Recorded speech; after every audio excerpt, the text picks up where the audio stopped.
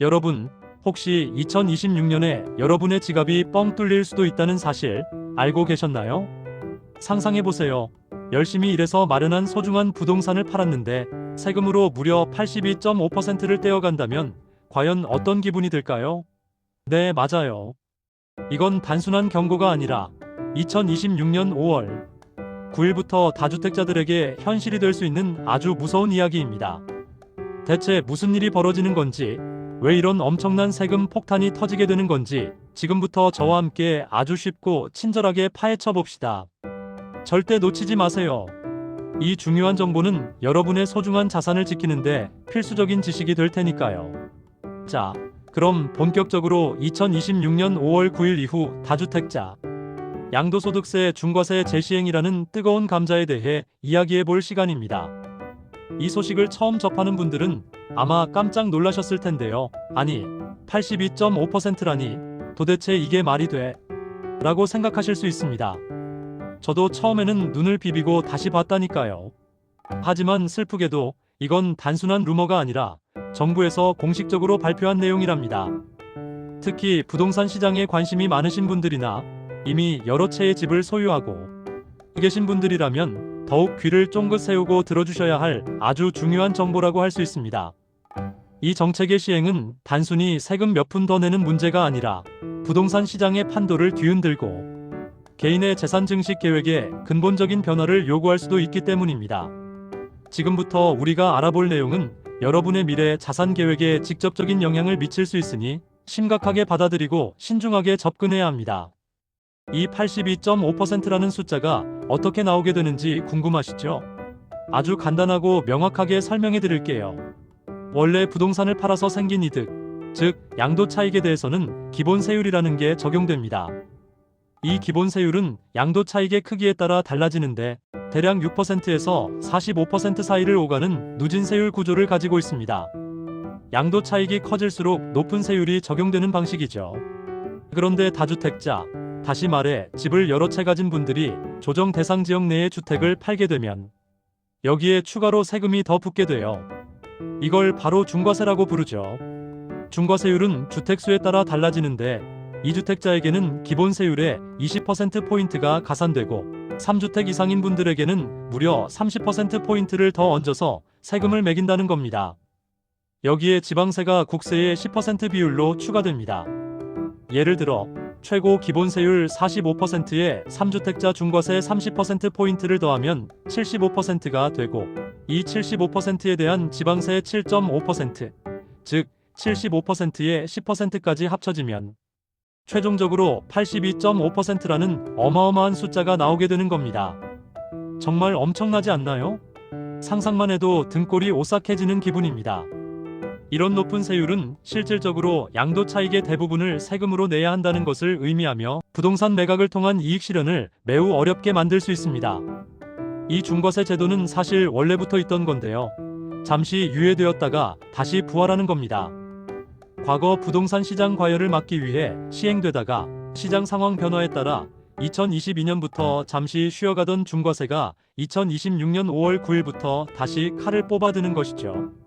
그러니까 지금은 괜찮다고 안심하고 계셨던 분들이라면 이제부터는 정말 진지하게 고민을 시작해야 할 시점이라는 겁니다. 특히 이 날짜, 2026년 5월 9일은 단순한 날짜가 아니라 그 이후에 체결되는 매매 계약부터 중과세가 적용된다는 점을 꼭 기억하셔야 합니다.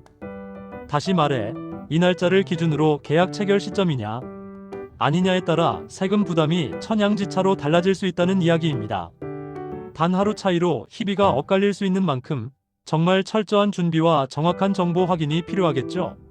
이러한 제도의 재시행은 정부가 부동산 투기를 억제하고 실수요자 중심의 시장을 만들겠다는 강력한 의지를 보여주는 것이라고 해석할 수 있습니다. 따라서 다주택자들은 단순히 보유 여부를 넘어 앞으로의 부동산 포트폴리오를 어떻게 구성할지에 대한 심도 깊은 고민이 필요합니다. 하지만 정부도 시장의 혼란을 최소화하기 위해서 나름대로의 안전장치를 마련해 두었습니다. 바로 유예기간이라는 건데요. 기존에 계약을 했던 분들이나 특정 조건에 해당하는 분들에게는 한시적으로 중과세를 피할 수 있는 기회를 주고 있습니다. 이 유예기간은 크게 두 가지 경우로 나누어 볼 수 있어요.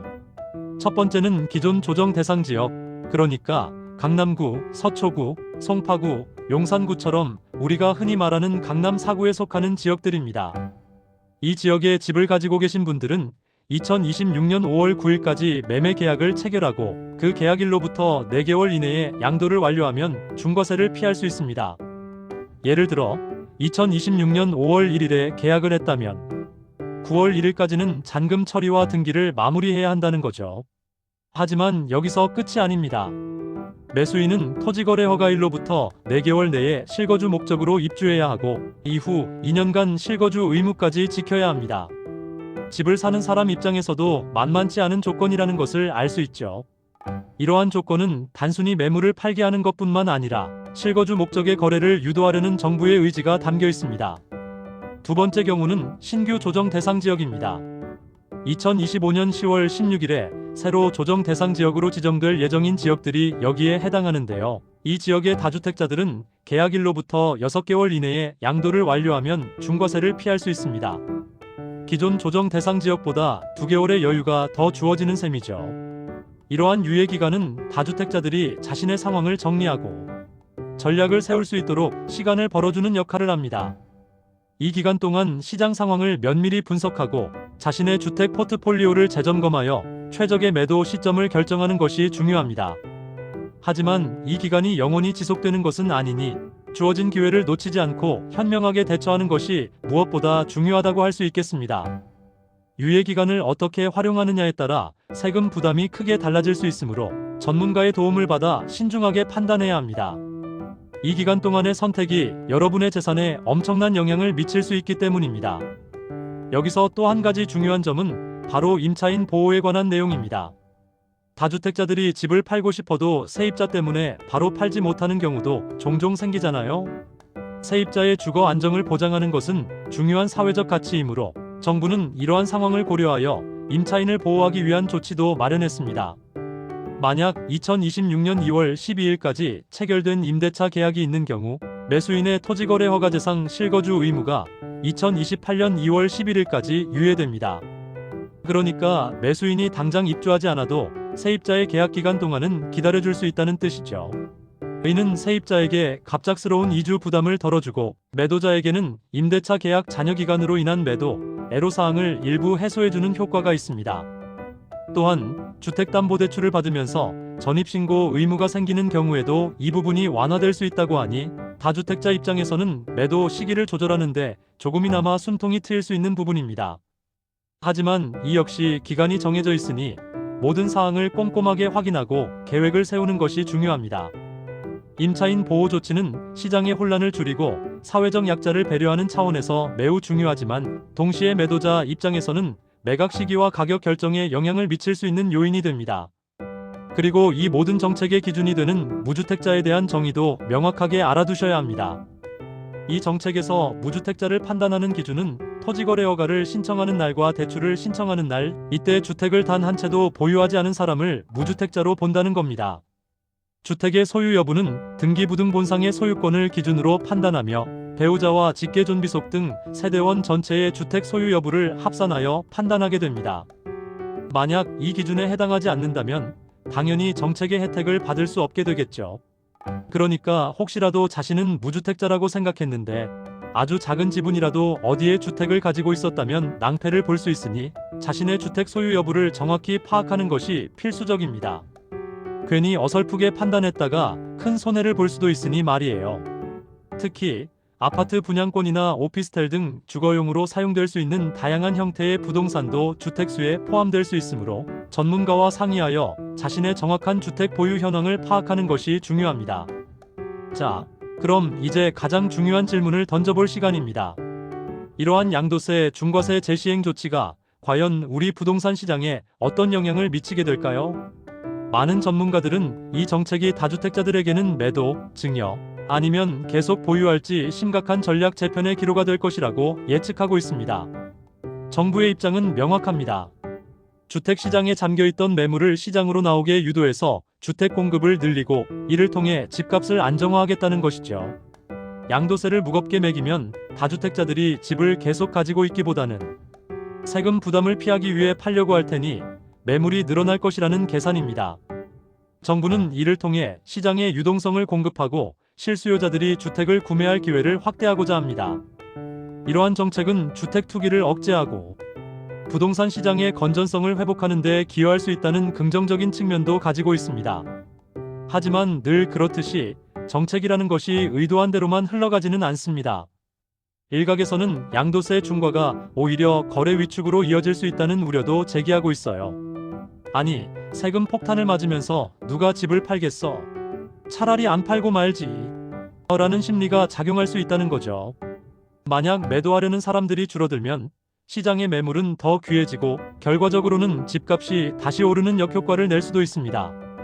또한 급하게 집을 팔아야 하는 상황에 처한 다주택자들은 손해를 감수하면서까지 매물을 던질 수밖에 없게 되고, 이는 특정 지역이나 특정 가격대의 시장 가격에 일시적인 하락 압력을 가할 수도 있습니다. 결국 정부의 의도대로 매물 출회가 촉진될지, 아니면 높은 세금 부담 때문에 다주택자들이 매도를 포기하고 장기 보유로 전환하여 거래 위축으로 이어질지, 시장이 어떻게 균형을 찾아갈지는 좀 더 지켜봐야 할 부분입니다. 이러한 불확실성은 시장 참여자들에게 큰 고민거리가 될 수 있습니다. 게다가 이런 세금 정책은 단순한 부동산 시장에만 영향을 미치는 것이 아닙니다. 다주택자들이 집을 파는 대신 증여를 선택할 수도 있고, 아니면 버티면서 임대사업자로 전환하는 등 다양한 방식으로 대응할 수 있습니다. 양도세 부담이 너무 크다면 자녀에게 증여하는 것이 세금 측면에서 유리할 수도 있습니다. 혹은 임대사업자로 등록하여 장기 임대를 통해 세제 혜택을 받는 방향으로 전환할 수도 있죠. 이러한 선택들이 모여서 전체 부동산 시장의 판도를 바꾸게 될 것이고, 나아가 우리 경제 전반에도 영향을 미칠 수 있습니다. 예를 들어 증여가 늘어나면 증여세와 같은 다른 세금 수입이 증가할 수도 있지만, 부동산 거래량 감소로 인한 취득세, 양도소득세 등 주요 세수 감소는 또 다른 재정 문제로 이어질 수 있죠. 이 모든 것이 마치 복잡한 방정식처럼 얽히고 설켜 있어서 어느 한 가지 예측만으로는 전체 그림을 다 그릴 수 없다는 것이 전문가들의 공통된 의견입니다. 이처럼 정책은 예상치 못한 파급 효과를 낳을 수 있기에 정부는 시장의 반응을 면밀히 주시하고 필요하다면 유연하게 대응할 필요가 있습니다. 결론적으로 2026년 5월 9일부터 재시행되는 다주택자 양도소득세 중과세는 부동산 시장에 상당한 파장을 불러올 것으로 예상됩니다. 특히 조정 대상 지역 내에 여러 채의 주택을 가지고 계신 다주택자분들이라면 이제는 더 이상 미룰 수 없는 중요한 결정을 내려야 할 때입니다. 자신의 보유주택 현황을 정확히 파악하고 전문가와 상담하여 매도, 증여, 혹은 계속 보유할지에 대한 최적의 전략을 수립해야 합니다. 유예기간이라는 기회가 주어졌지만 이 기간은 한정되어 있다는 점을 명심하고 서둘러 행동에 나서야 합니다. 시간을 끌수록 선택의 폭은 좁아지고 불확실성은 커질 수 있습니다. 따라서 지금 당장 여러분의 자산 포트폴리오를 점검하고 미래의 계획을 세우는 것이 그 어느 때보다 중요합니다. 또한 무주택자나 1주택자분들도 이 정책이 시장에 미칠 영향을 주시할 필요가 있습니다. 매물이 갑자기 쏟아져 나올지, 아니면 오히려 거래가 끊기면서 시장이 얼어붙을지, 그 결과에 따라 내 집 마련의 기회가 될 수도 있고 반대로 또 다른 혼란에 빠질 수도 있기 때문입니다. 급매물이 나온다면 내 집 마련에 좋은 기회가 될 수 있지만, 시장이 위축되면 오히려 주택 구매 자체가 어려워질 수도 있습니다. 부동산 시장은 언제나 예측 불가능한 변수들로 가득 차 있지만, 이렇게 중요한 정책 변화를 미리 알고 준비한다면 어떤 상황이 닥쳐도 현명하게 대처할 수 있을 겁니다. 이러한 변화를 이해하고 자신의 상황에 맞는 최선의 선택을 하는 것이 중요합니다. 오늘은 2026년 5월 9일부터 다주택자에게 최고 82.5%의 양도소득세가 적용될 수 있다는 아주 중요한 소식을 친절하고 쉽게 전해드렸습니다. 정보가 복잡하고 어려울 수 있지만 여러분의 소중한 자산을 지키는데 조금이나마 도움이 되셨기를 바랍니다. 부동산 정책은 언제든 변동될 수 있고 시장 상황 또한 끊임없이 변화하므로 앞으로도 지속적으로 관심을 가지고 최신 정보를 확인하는 것이 중요합니다. 오늘 제가 전해드린 내용이 여러분의 현명한 의사결정에 작은 도움이 되었기를 바라면서 다음에도 더 유익하고 알찬 정보로 찾아오겠습니다. 궁금한 점이 있다면 언제든지 댓글로 남겨주세요. 여러분의 질문 하나하나가 더 좋은 콘텐츠를 만드는데 큰 힘이 됩니다. 그럼 다음에 또 만나요. 여러분 안녕.